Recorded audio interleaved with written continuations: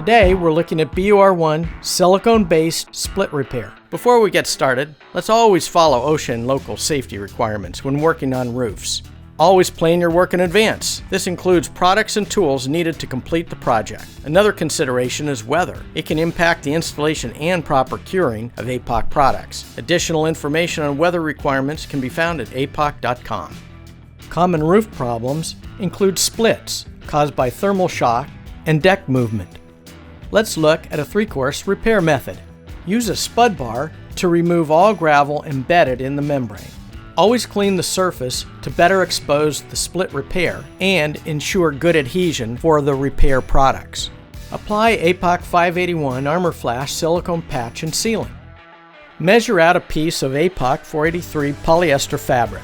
Using industrial shears, cut the APOC 483 polyester fabric, ensuring it does not extend past the patching compound. Using a chip brush, embed 483 polyester into APOC 581 Armor Flash. Apply a top coat of APOC 581 Armor Flash Silicone Patch and Sealant over the embedded polyester fabric. Brush gravel over the split repair. Now your APOC BUR1 silicone-based split repair detail is complete.